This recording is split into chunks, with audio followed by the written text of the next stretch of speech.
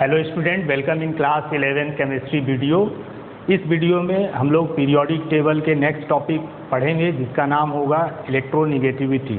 इसके पहले वाले वीडियो में हमने आपको इलेक्ट्रॉन एफिनिटी के बारे में बताया था और इलेक्ट्रॉन एफिनिटी का पीरियोडिक ट्रेंड्स भी बताया था।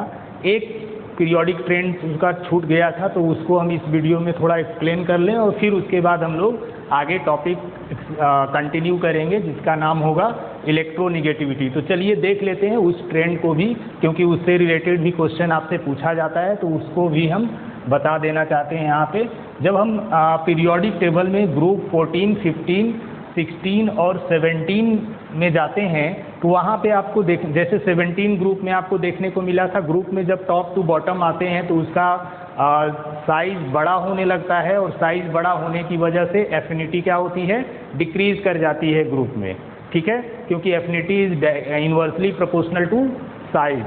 ठीक, तो फ्लोरीन की इलेक्ट्रॉन एफिनिटी सबसे ज़्यादा होनी चाहिए थी, लेकिन जब फ्लोरीन से क्लोरीन में जाते हैं तो क्लोरीन की इलेक्ट्रॉन एफिनिटी हैलोजन फैमिली में सबसे ज़्यादा हो जाती है, जबकि होनी चाहिए थी फ्लोरीन की।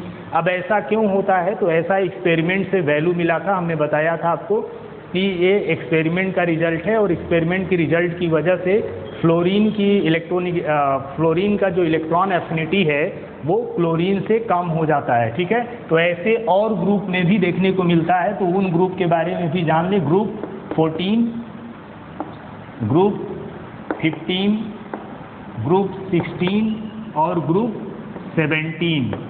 ठीक, अब इन ग्रुप के एलिमेंट हैं। ग्रुप 14 में आते हैं carbon, sulphur, carbon, silicon, germanium, tin और लेड। ये ग्रुप 14 के मेंबर हैं और इसके हैं nitrogen, phosphorus, arsenic, antimony, bismuth. ठीक है, ये ग्रुप 15 के मेंबर हो गए। ग्रुप 16 के हैं oxygen, sulphur, selenium, tellurium and polonium.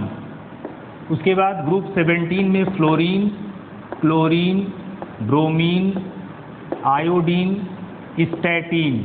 ठीक, ये सभी एलिमेंट ग्रुप में हैं। अब हम ऊपर के अगर दो एलिमेंट की बात करें, टॉप के से दो एलिमेंट, तो इस टॉप के दो एलिमेंट में आपको देखिएगा कि ऊपर से नीचे आने पर क्या होता है, ऊपर से नीचे आने पर इलेक्ट्रॉन एफिनिटी डिक्रीज करता है। ठीक है, तो सबसे ज़्यादा इलेक्ट्रॉन एफिनिटी अपने ग्रुप में कार्बन की होनी चाहिए थी, लेकिन कार्बन की ना होके उसका ट्रेंड कैसा देखने को मिलता है, सबसे ज़्यादा इलेक्ट्रॉन एफिनिटी सिलिकॉन की, फिर कार्बन की, फिर जर्मेनियम, फिर टीन और फिर लेड। ये ट्रेंड तो सब है ही, लेकिन यहाँ कार्बन की ज़्यादा होनी चाहिए थी। कार्बन और सिलिकॉन में सिलिकॉन की ज़्यादा हो जाता है, वैसे ही नाइट्रोजन और फास्फोरस में फास्फोरस की ज़्यादा हो जाता है, ऑक्सीजन और सल्फर में सल्फर की, फ्लोरीन और क्लोरीन में क्लोरीन की। अब इसका रीज़न हमने बताया था कि साइज छोटी होती है जिसकी वजह से इलेक्ट्रॉन के एक्सेप्टेंस आसानी से नहीं हो पाता है, और जब आसानी से इलेक्ट्रॉन एक्सेप्ट नहीं हो पाता है तो वहाँ पे उसका एफिनिटी भी कम हो जाता है। तो ये आपको 14 में ये देखने को मिला। 15 में जब देखेंगे तो ट्रेंड क्या हो जाएगा, फास्फोरस, फिर नाइट्रोजन, आर्सेनिक, एंटीमनी और देन बिस्मथ। उसके बाद अगर 16 में ट्रेंड देखेंगे तो ऑक्सीजन, सबसे पहले सल्फर रहेगा, सल्फर की एफिनिटी ज़्यादा होगी, फिर उससे ऑक्सीजन की, फिर सेलेनियम की, टेलुरियम की और पोलोनियम की।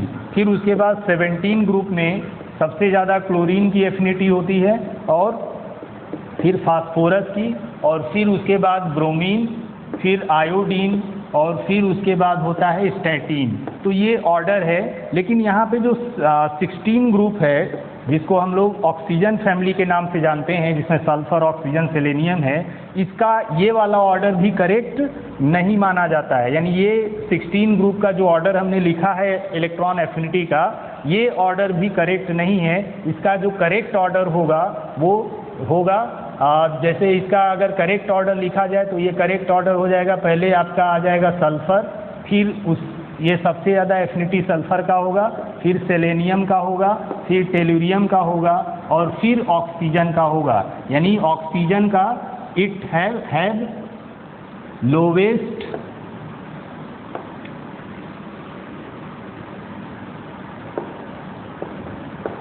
लोवेस्ट इलेक्ट्रो एफिनिटी, ठीक है, ऑक्सीजन की एफिनिटी सबसे कम होती है।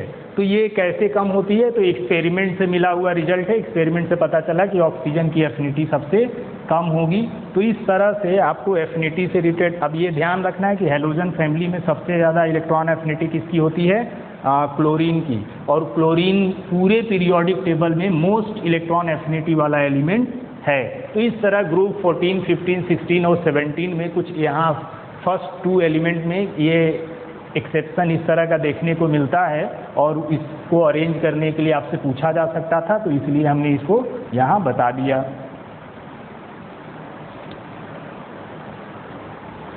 चलिए एक क्वेश्चन कर लेते हैं इस पे। जैसे क्वेश्चन पूछा जाता है, arrange in the order of electron affinity. Electron affinity के ऑर्डर में अरेंज करना है ऑक्सीजन, सल्फर, क्लोरीन और आयोडीन को। ठीक, अब यहाँ पे देखेंगे कि ये 16 ग्रुप से और 17 ग्रुप से बिलोंग करने वाले एलिमेंट हैं। 16 ग्रुप से ऑक्सीजन और सल्फर आ गया, यहाँ से क्लोरीन और आयोडीन आ गया।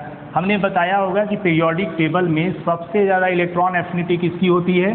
तो सबसे ज़्यादा ग्रुप 17 की जो इलेक्ट्रॉन एफिनिटी है वो ग्रुप 16 से ज़्यादा होगी।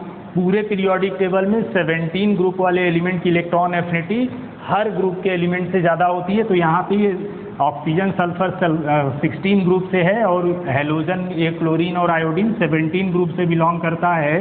तो ये कंफर्म हो गया कि इन दोनों की एफिनिटी इन दोनों से ज़्यादा होगी। ठीक है, तो यहाँ अब इन दोनों में कौन किसकी ज़्यादा होगी? तो क्लोरीन की साइज छोटी है, इससे क्लोरीन की एफिनिटी ज़्यादा होगी, यानी इसमें क्लोरीन की इलेक्ट्रॉन एफिनिटी ज़्यादा है आयोडीन से, और यहाँ पे सल्फर की इलेक्ट्रॉन एफिनिटी ज़्यादा है ऑक्सीजन से।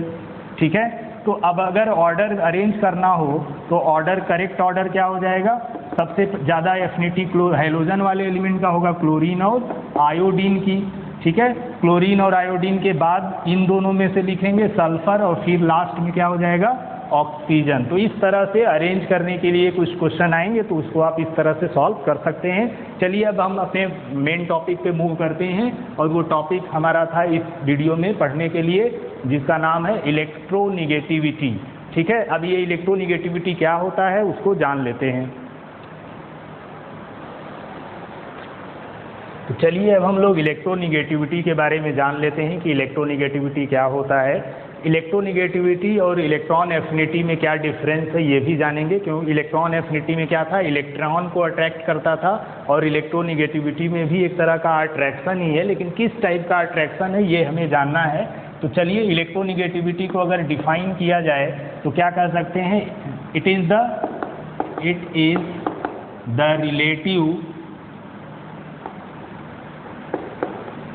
Relative tendency of atom to attract shared pair of electron in a covalent bond। ठीक है, तो कोवेलेंट बॉन्ड में जो शेयर्ड पेयर ऑफ इलेक्ट्रॉन होता है उसको अपनी तरफ अट्रैक्ट करता है, और इसी टेंडेंसी को हम लोग इलेक्ट्रॉन एफिनिटी के नाम से जानते हैं। जिस एलिमेंट के पास अट्रैक्शन पावर ज़्यादा होता है वो ज़्यादा इलेक्ट्रॉन एफिनिटी वाला एलिमेंट कहलाता है। जैसे अगर हम बात करें HF की, H और F के बीच में ये कोवेलेंट बॉन्ड बना है। अब कोवेलेंट बॉन्ड में ये 2 इलेक्ट्रॉन होते हैं सिंगल कोवेलेंट बॉन्ड में। अब फ्लोरीन की इलेक्ट्रोनिगेटिविटी ज़्यादा है, फ्लोरीन इस शेयर्ड इलेक्ट्रॉन को अपनी तरफ खींच लेगा। जब ऐसा करेगा तो फ्लोरीन के ऊपर पार्शियल निगेटिव चार्ज आ जाएगा और इसके ऊपर पार्शियल पॉजिटिव चार्ज आ जाएगा। क्यों? अब इसमें ऐसा नहीं है कि ये पूरी तरह से अपनी तरफ ले रहा है, बस ये है कि इस शेयर्ड इलेक्ट्रॉन का थोड़ा सा झुकाव हो जाएगा फ्लोरीन की तरफ। ठीक है, तो थोड़ा सा झुकाव फ्लोरीन की तरफ आने की वजह से फ्लोरीन के ऊपर partial negative charge, delta negative charge आ गया, और इस पर डेल्टा पॉजिटिव चार्ज आ गया। तो अब ये जो अट्रैक्शन हुआ इन दोनों एटम के बीच में, इस शेयर्ड इलेक्ट्रॉन के अट्रैक्शन को ही हम लोग यहाँ पे इलेक्ट्रोनिगेटिविटी के नाम से जानते हैं। और इलेक्ट्रोनिगेटिविटी एक तरह से कंपैरिजन किया जाता है। इलेक्ट्रोनिगेटिविटी को हम एक कोई एब्सोल्यूट वैल्यू नहीं है, ठीक है, और इसका कोई यूनिट भी नहीं होगा। अगर यूनिट की बात करें तो नो यूनिट, ठीक है, कोई यूनिट नहीं होता है, क्योंकि ये एक रिलेटिव वैल्यू है, यानी इसको किसी से कंपेयर करके निकाला जाता है, ठीक है, कंपेयर किया जाता है और कंपेयर करके ही हम इसको फाइंड आउट करते हैं। इसके लिए स्केल बनाए गए थे, पॉलिंग स्केल, मुलिकन स्केल। तो ये स्केल से हम इलेक्ट्रोनिगेटिविटी की वैल्यू कैलकुलेट करते हैं, ठीक है, लेकिन इसको हम इस तरह से ये कंपेयर करके करते हैं, इसलिए इसका कोई एक परफेक्ट यूनिट नहीं है। तो हमें यहाँ पे जानना है कि ये इलेक्ट्रोनिगेटिविटी क्या है। तो हमने जाना कि इलेक्ट्रोनिगेटिविटी एक तरह का शेयर्ड पेयर ऑफ इलेक्ट्रॉन का अट्रैक्शन है, और ये अट्रैक्शन जो एलिमेंट अपनी तरफ ज़्यादा खींच लेता है उसको कहते हैं उसका इलेक्ट्रोनिगेटिविटी ज़्यादा है, और जो नहीं खींच पाता है उसकी इलेक्ट्रोनिगेटिविटी कम होता है दूसरे के रिस्पेक्ट में। अब यहाँ पे क्वेश्चन ये उठता है कि इलेक्ट्रॉन एंथैल्पी या उसमें इलेक्ट्रॉन एफिनिटी में भी इसी तरह का एक्सेप्टेंस था, यानी इलेक्ट्रॉन एटम के आके अट्रैक्ट हो रहा था, तभी तो एक्सेप्ट किया जाएगा एटम के थ्रू। तो वहाँ पे भी एक तरह का इसी तरह की चीज़ें हो रही थी, और इलेक्ट्रॉन एफिनिटी में भी अट्रैक्शन से रिलेटेड ही बात हो रही है। तो हमें ये जानना ज़रूरी है कि इलेक्ट्रॉन एफिनिटी और इलेक्ट्रोनिगेटिविटी में क्या डिफरेंस है, ठीक है।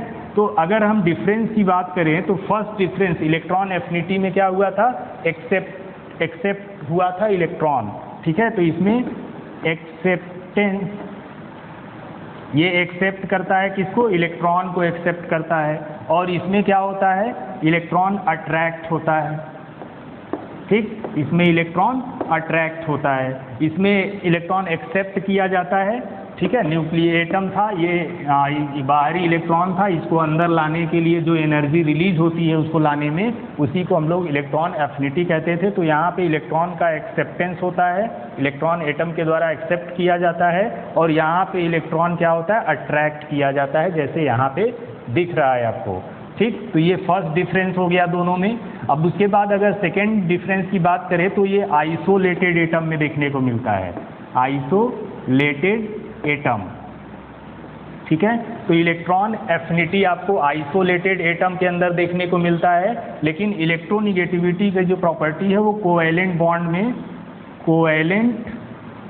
में देखने को मिलता है। जब एटम कंबाइन करके कोवैलेंट बॉन्ड बनाते हैं, जैसे यहाँ HF, उसी तरह HCl, ठीक है, HI, ये सब कोवैलेंट बॉन्ड बना रहे हैं आपस में, दो एलिमेंट हैं हाइड्रोजन क्लोरीन, ये कंबाइन करके कोवैलेंट बॉन्ड बनाए, और उस कोवैलेंट बॉन्ड में आपको इलेक्ट्रोनिगेटिविटी की प्रॉपर्टी दिखेगी। यानी इलेक्ट्रोनिगेटिविटी देखने के लिए ज़रूर वहाँ पे एक बॉन्ड बनना चाहिए, और वो बॉन्ड कौन सा होगा, कोवैलेंट बॉन्ड होगा। तो सेकेंड डिफरेंस ये हो गया कि इलेक्ट्रॉन एफिनिटी आपको आइसोलेटेड गैसियस एटम में देखने को मिलता है, और इलेक्ट्रोनिगेटिविटी कोवैलेंट बॉन्ड में देखने को मिलता है। अगर हम इलेक्ट्रॉन एफिनिटी की वैल्यू की बात करें तो ये एब्सोल्यूट वैल्यू है, ठीक है, एब्सोल्यूट वैल्यू है, यानी ये डायरेक्ट निकलता है, लेकिन ये किसी से कंपेयर करके निकाला जाता है, यानी इसको आप कह सकते हैं ये रिलेटिव वैल्यू है, ठीक है, किसी से रिलेट करके हम इसको निकालते हैं। तो ये एक तरह से रिलेटिव वैल्यू हो गया। जैसे स्केल होता है,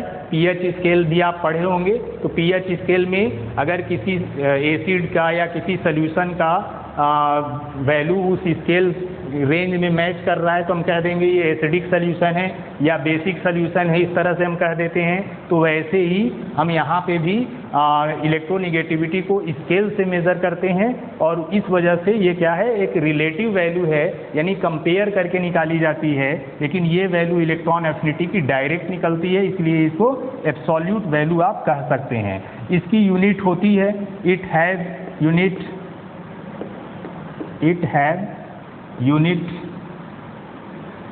ठीक है, इट हैज़ यूनिट, यानी इसकी यूनिट होती है, और यूनिट इलेक्ट्रॉन वोल्ट पर एटम, ये इसका यूनिट होता है। अब इसके बारे में आप कहेंगे it has no unit, it has no unit, ठीक है, इसका कोई यूनिट नहीं होता है इलेक्ट्रोनिगेटिविटी का, क्योंकि ये कंपेयर करके निकाला जाता है। तो इस तरह से इलेक्ट्रॉन एफिनिटी में और इलेक्ट्रोनिगेटिविटी में ये डिफरेंस देखने को मिलता है।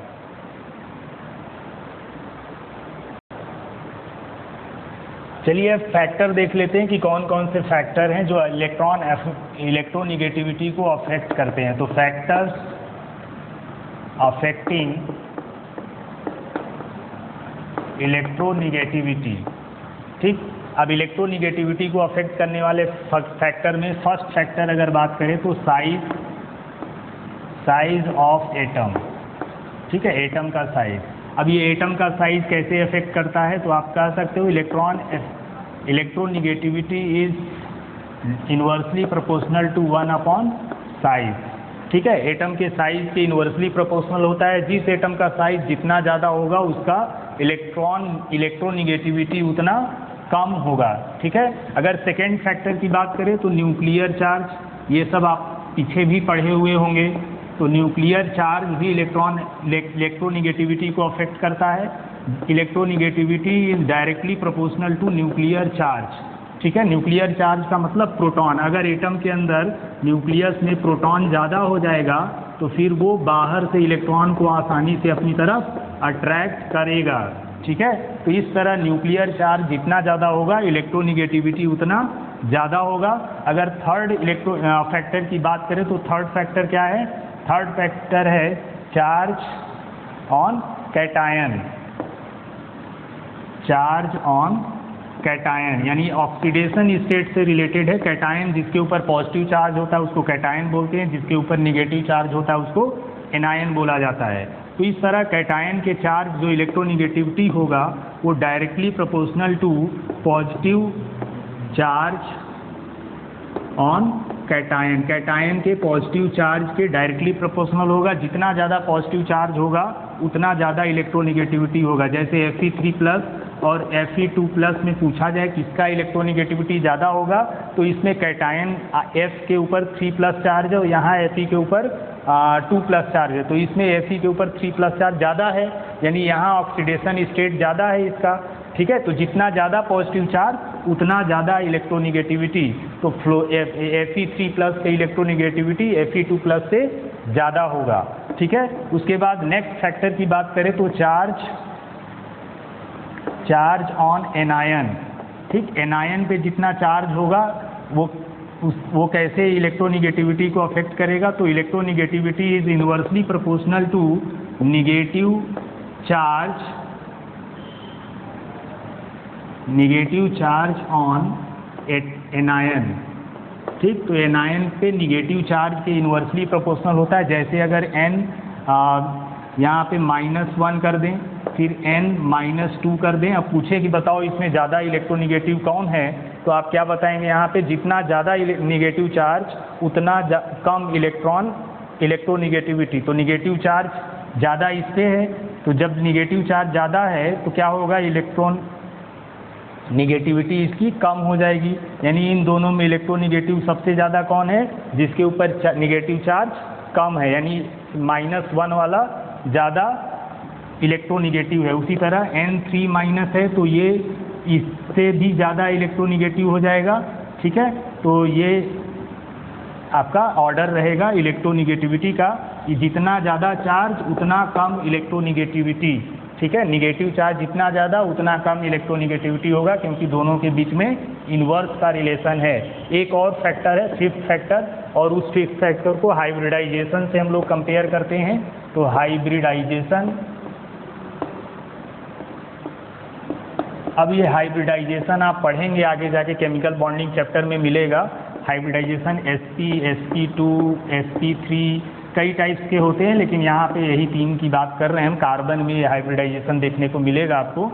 तो ये जितना ज़्यादा s कैरेक्टर होगा, ये % ऑफ s कैरेक्टर, ठीक है। ये s कैरेक्टर इसमें 50% है, इसमें 33.3% है, ठीक, और इसमें 25% s कैरेक्टर है। s कैरेक्टर मतलब s ऑर्बिटल का कितना इसमें कंट्रीब्यूशन है। इस s और p क्या है, यहाँ पे s ऑर्बिटल को रिप्रेजेंट कर रहा है, p ऑर्बिटल को रिप्रेजेंट कर रहा है। तो एक s ऑर्बिटल और एक p ऑर्बिटल मिलने से sp हाइब्रिडाइजेशन बनता है। एक s और 2 p ऑर्बिटल मिलने से sp2, एक s और 3 p ऑर्बिटल के मिलने से sp3 हाइब्रिडाइजेशन बनता है। तो यहाँ पे s ऑर्बिटल का 50% कम कंट्रीब्यूशन है sp में, और sp2 में 33.3% का कंट्रीब्यूशन है, और sp3 में s ऑर्बिटल का कंट्रीब्यूशन कितना है, कितना हिस्सा s ऑर्बिटल का है, तो 25% है। ठीक है, तो यहाँ पे s और p ऑर्बिटल में अगर इलेक्ट्रॉन है, हाइब्रिडाइजेशन sp है, तो उसका इलेक्ट्रोनिगेटिविटी ज़्यादा होगा sp2 से, और सबसे कम होगा किसका, sp3 से। तो यहाँ से आप कह सकते हो percent of s character proportional to, या आप यहाँ कह लो electronegativity proportional to percent of S character. ठीक है, electronegativity percent of S character के प्रोपोर्शनल होता है, यानी जितना ज़्यादा एस कैरेक्टर होगा उतना ज़्यादा इलेक्ट्रोनिगेटिविटी होगा। तो आप बताओ, इसमें sp में 50% एस कैरेक्टर है। ठीक है, तो एस कैरेक्टर 50% है, तो इस वजह से ये इलेक्ट्रोनिगेटिव ज़्यादा है। ठीक, तो ऐसे हम एस कैरेक्टर भी फाइंड आउट कर सकते हैं इलेक्ट्रोनिगेटिविटी के थ्रू। तो इस तरह से ये फैक्टर हैं जो इलेक्ट्रोनिगेटिविटी को अफेक्ट करते हैं। तो यहाँ पे sp हाइब्रिडाइज्ड ऑर्बिटल का जो इलेक्ट्रोनिगेटिविटी है वो सबसे ज़्यादा होगा, sp2 से भी ज़्यादा होगा और sp3 से भी ज़्यादा होगा। तो ये फैक्टर इलेक्ट्रोनिगेटिविटी को अफेक्ट करते हैं। अब इनका क्या ट्रेंड पीरियड और ग्रुप में देखने को मिलता है उसको भी डिस्कस कर लेते हैं। तो चलिए अब हम लोग इलेक्ट्रोनिगेटिविटी का ट्रेंड देख लेते हैं कि इसका ट्रेंड कैसा देखने को मिलता है। तो ट्रेंड में हम लोग सबसे पहले पीरियड की बात करेंगे। तो पीरियड में जब भी हम लोग लेफ़्ट टू राइट मूव करते हैं, ठीक, लेफ़्ट से राइट मूव करते हैं, तो आप जानते हैं कि वहाँ पे न्यूक्लियर चार्ज इंक्रीज करता है। ठीक है, न्यूक्लियर चार्ज क्या होता है, ये प्रोटॉन होता है, यानी प्रोटॉन बढ़ता है लेफ़्ट टू राइट मूव करने पर। तो प्रोटॉन के बढ़ने की वजह से क्या होता है, उसकी इलेक्ट्रॉन को साइज छोटी होती जाती है। तो जब पीरियड में लेफ़्ट टू राइट मूव करेंगे तो इलेक्ट्रोनिगेटिविटी क्या होगा, इंक्रीज करेगा। ठीक है, तो पीरियड में लेफ़्ट टू राइट मूव करने पर इलेक्ट्रोनिगेटिविटी इंक्रीज करता है। और ग्रुप में जब हम टॉप से बॉटम की तरफ आते हैं, ठीक है, टॉप टू बॉटम आते हैं, तो यहाँ पे आप देखेंगे कि साइज़ क्या होता है, साइज़ बढ़ जाता है। तो साइज़ बढ़ने से इलेक्ट्रोनिगेटिविटी क्या होगा, घट जाएगा, डिक्रीज कर जाएगा। तो यहाँ पे आपको कुछ इलेक्ट्रोनिगेटिविटी याद भी रखना चाहिए, क्योंकि आगे कुछ अगर इससे रिलेटेड न्यूमेरिकल पूछा जाता है तो आप उसका यूज कर सकते हैं। जैसे अगर मान लीजिए पीरियड फर्स्ट पीरियड में कौन सा एलिमेंट आता है, हाइड्रोजन आता है। पीरियड सेकेंड, अगर पीरियड सेकेंड की बात करें तो इसमें कार्बन है, नाइट्रोजन है, ऑक्सीजन है, फ्लोरीन है, और लोग आते हैं, और एलिमेंट आते हैं, लेकिन हम इतना ही एलिमेंट लिख रहे हैं जो आपको याद करना है केवल। उसी तरह अगर इसके इलेक्ट्रोनिगेटिविटी की बात करें तो 2.1 होगा, इसका कोई यूनिट नहीं होता है। ठीक है, 2.5, इसका 3, इसका 3.5 और इसका 4 होगा। उसी तरह थर्ड पीरियड की बात करें तो थर्ड पीरियड में आपके एलिमेंट आता है, फास्फोरस याद करना है, आता तो और भी है लेकिन फास्फोरस याद करना है, सल्फर याद करना है और क्लोरीन का याद करना है। फास्फोरस का होगा 2.1, सल्फर का होगा 2.5, क्लोरीन का होगा 3। ठीक, अब थर्ड पीरियड में इसके आगे नीचे अगर क्लोरीन के नीचे देखें ग्रुप में तो ब्रोमीन आता है, ब्रोमीन का 2.8 होगा, और फिर उसके बाद लास्ट में आयोडीन आता है, इसका 2.5 होगा इलेक्ट्रोनिगेटिविटी। अगर इस इलेक्ट्रोनिगेटिविटी के बेसिस पे ऑर्डर देखें, इसका ऑर्डर क्या हो जाएगा, सबसे ज़्यादा इलेक्ट्रॉन निगेटिविटी पूरे पीरियोडिक टेबल में किसका होता है, फ्लोरीन का। पाउलिंग स्केल में फ्लोरीन की इलेक्ट्रोनिगेटिविटी हाईएस्ट होती है पूरे पीरियोडिक टेबल में, और वो वैल्यू कितनी है, 4 है।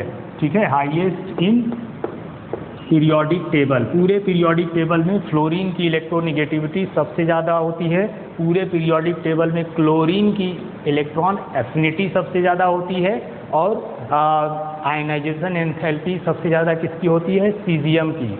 ठीक है, सीजियम की आयनाइजेशन एंथैल्पी यानी CS की आयनाइजेशन एंथैल्पी ज़्यादा होती है, और क्लोरीन की इलेक्ट्रॉन एफिनिटी ज़्यादा होती है, और फ्लोरीन की इलेक्ट्रोनिगेटिविटी ज़्यादा होती है पूरे पीरियोडिक टेबल में। ठीक है, तो इसको आप याद रखिएगा।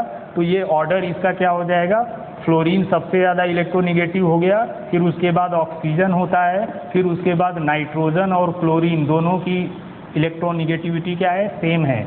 नाइट्रोजन की भी 3 है और क्लोरीन की भी 3 है, ठीक है, दोनों की सेम है, तो दोनों इस थर्ड नंबर पे आते हैं। और फिर उसके बाद इलेक्ट्रोनिगेटिविटी किसका हो जाएगा, ब्रोमीन का हो जाएगा, ठीक है, 2.8 है ब्रोमीन का।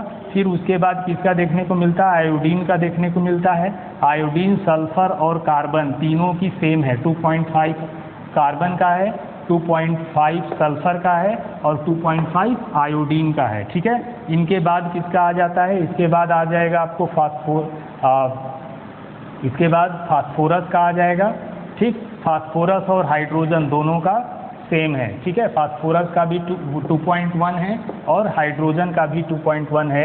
तो ये आप ऑर्डर याद रखेंगे ताकि आगे अगर इससे रिलेटेड इलेक्ट्रोनिगेटिविटी से रिलेटेड न्यूमेरिकल पूछा जाता है तो उसका आप आंसर दे सकते हैं। तो ये पीरियोडिक ट्रेंड है, पीरियड में लेफ्ट टू राइट मूव करने पर इलेक्ट्रोनिगेटिविटी इंक्रीज करता है और ग्रुप में टॉप टू बॉटम आने पर इलेक्ट्रोनिगेटिविटी डिक्रीज करता है।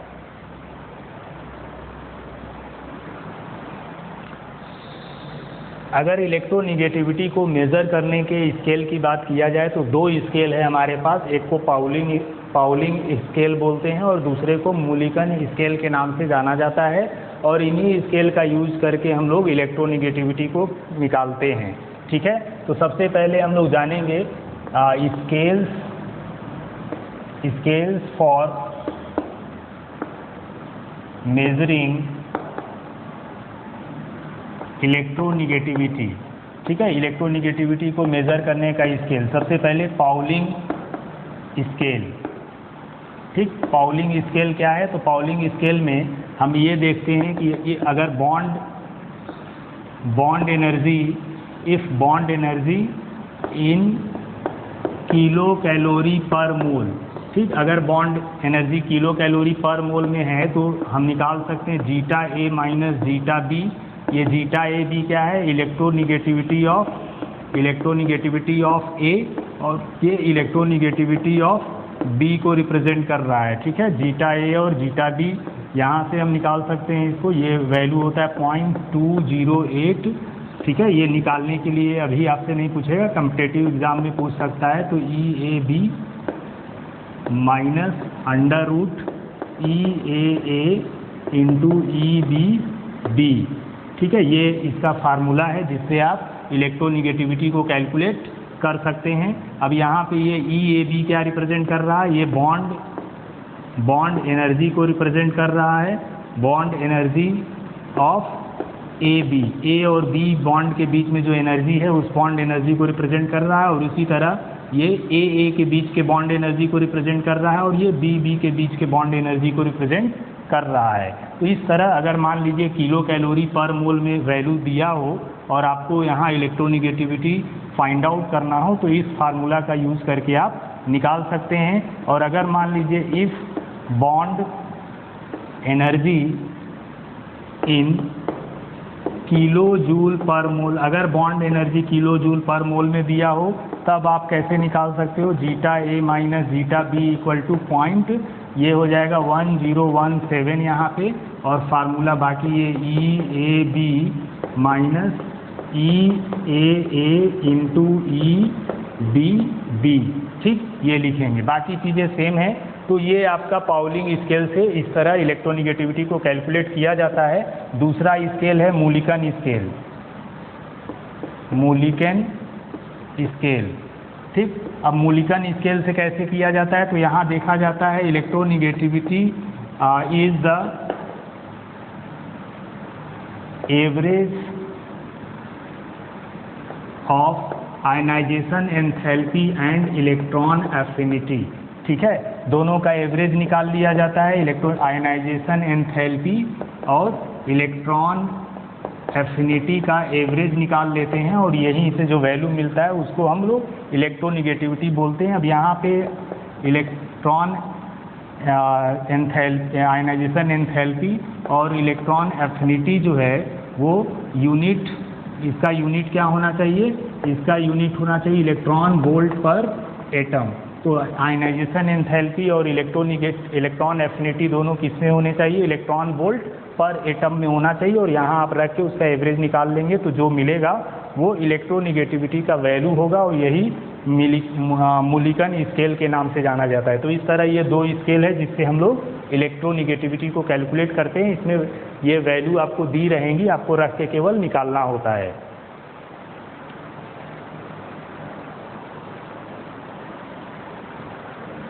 अगर इलेक्ट्रोनिगेटिविटी के एप्लीकेशन की बात करें तो इलेक्ट्रोनिगेटिविटी का एप्लीकेशन बहुत ज़्यादा है, ब्रॉड एप्लीकेशन है इसका, लेकिन कुछ एप्लीकेशन हम लोग यहाँ पे डिस्कस करते हैं। जैसे फर्स्ट एप्लीकेशन की बात करें, nomenclature of binary compound. Binary compound होता है जो 2 एलिमेंट से मिल के बना हुआ कंपाउंड होता है, उसको बाइनरी कंपाउंड बोलते हैं। जैसे HCl, ठीक है, HCl हो गया, SO2 हो गया, ठीक, ये सब क्या है, बाइनरी कंपाउंड है। तो आप बाइनरी कंपाउंड में या PCl3 हो गया, ठीक है, ये सब बाइनरी कंपाउंड है। आप इसमें नेमिंग जब करते हैं तो यहाँ पे आप देखते हैं कि इसमें इलेक्ट्रोनिगेटिविटी के बेसिस पे उसकी नेमिंग करते हैं। जिसका इलेक्ट्रोनिगेटिविटी ज़्यादा होगा उसके सफिक्स में, यानी उसके नेम के लास्ट में हम क्या लगा देते हैं, IDE लगा देते हैं सफिक्स के रूप में, ठीक है। तो जैसे अगर इसी का HCl का नाम लिखना होता है तो HCl को क्या बोलते हैं हम लोग, हाइड्रो, ठीक है। हाइड्रो यानी पहला नाम हम उसका लिखेंगे जो लिस्ट इलेक्ट्रोनिगेटिव होगा, यानी जिसकी इलेक्ट्रोनिगेटिविटी कम होती है उसका नाम पहले लिखते हैं, और जिसकी इलेक्ट्रोनिगेटिविटी ज़्यादा होती है उसका नाम लास्ट में लिखा जाता है। जब यही है नॉमेनक्लेचर, नाम लिखना ही नॉमेनक्लेचर कहलाता है। तो इस तरह सफिक्स में IDE लग जाएगा, यानी जो ज़्यादा इलेक्ट्रोनिगेटिविटी जिसका होगा। तो इस तरह H को हाइड्रो बोलेंगे या हाइड्रोजन, और Cl को क्या बोलेंगे, क्लोरीन है तो उसके लास्ट में DE लग जाएगा, IDE लग जाएगा, तो इसको क्लोराइड, ठीक। तो इसलिए IDE दिख रहा है यहाँ पे लग गया क्लोरीन के साथ, तो हाइड्रोजन क्लोराइड इसका नाम हो गया। उसी तरह इसका क्या नाम लेंगे, फास्फोरस, और क्लोरीन में फास्फोरस की इलेक्ट्रोनिगेटिविटी कम है तो इसको बोलेंगे फास्फोरस ट्राई, 3 को ट्राई बोलेंगे और इसको क्लोराइड बोलेंगे, ठीक है। तो इस तरह नॉमेनक्लेचर नेमिंग करते समय कंपाउंड का हम लोग देखते हैं इलेक्ट्रोनिगेटिविटी को। जिसका इलेक्ट्रोनिगेटिविटी कम होता है उसका नाम कंपाउंड में एलिमेंट का पहले लिखा जाता है, और जिस एलिमेंट का उस कंपाउंड में इलेक्ट्रोनिगेटिविटी ज़्यादा होता है उसका नाम हम लोग बाद में लिखते हैं, और IDE लगा के लास्ट में लिखते हैं उसके नाम के, ठीक है। तो ये फर्स्ट एप्लीकेशन हो गया।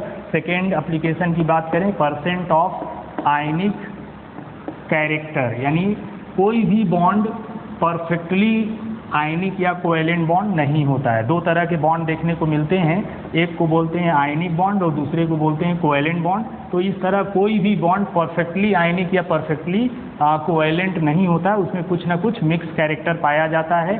जैसे अगर हम HCl की बात करें तो HCl में आप देखते हैं कि इलेक्ट्रॉन क्लोरीन की तरफ शिफ्ट हो जाता है, तो क्लोरीन के ऊपर पार्शियल निगेटिव चार्ज और हाइड्रोजन के ऊपर पार्शियल पॉजिटिव चार्ज आ जाता है, जबकि इन दोनों के बीच में जो बॉन्ड बना है वो कोवेलेंट बॉन्ड है। अब ये कोवेलेंट बॉन्ड में डेल्टा माइनस और पॉजिटिव चार्ज आ गया, जिसकी वजह से इसमें कुछ आयनिक कैरेक्टर भी है, ठीक है, कुछ न कुछ आयनिक कैरेक्टर जरूर है इसमें। अब वो परसेंट ऑफ आयनिक कैरेक्टर हम कैसे निकालते हैं, तो percent of ionic character,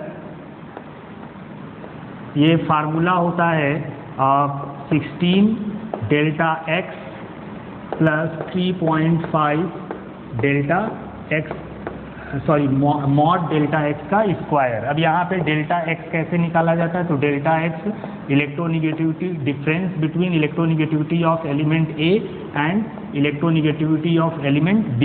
2 element होंगे, उनके बीच का इलेक्ट्रोनिगेटिविटी का डिफरेंस है, डिफरेंस इन इलेक्ट्रोनिगेटिविटी, ठीक है। तो ये इलेक्ट्रोनिगेटिविटी के बीच के डिफरेंस को बताता है, वैल्यू दिया रहेगा, आप उसको रख के सॉल्व करके यहाँ से परसेंट ऑफ आयनिक कैरेक्टर निकाल सकते हो कि कितना आयनिक कैरेक्टर, और यानी कोई भी जो बॉन्ड बना है उसमें कितना परसेंट आयनिक बॉन्ड है और कितना परसेंट उसमें कोवेलेंट बॉन्ड है, ये आप पता कर सकते हैं, क्योंकि कोई भी बॉन्ड परफेक्टली आयनिक नहीं होता और ना ही परफेक्टली कोवेलेंट होता है। तो इस तरह से ये इलेक्ट्रोनिगेटिविटी का एप्लीकेशन था, इससे ज़्यादा आपसे नहीं पूछा जाएगा। तो इस तरह ये इलेक्ट्रोनिगेटिविटी का टॉपिक था, और हमने सारा टॉपिक आपको यहाँ से पढ़ाने का प्रयास किया, जिसमें हम लोगों ने first topic atomic radius discuss किया था, सेकेंड टॉपिक आयनाइजेशन एंथैल्पी पढ़ाया, थर्ड टॉपिक इलेक्ट्रॉन एफिनिटी था और ये फोर्थ टॉपिक इलेक्ट्रोनेगेटिविटी था। तो इस तरह ये आपका चैप्टर कंप्लीट हो जाता है और नेक्स्ट वीडियो से हम लोग आगे न्यू चैप्टर में पहुंचेंगे और न्यू चैप्टर को डिस्कस करेंगे।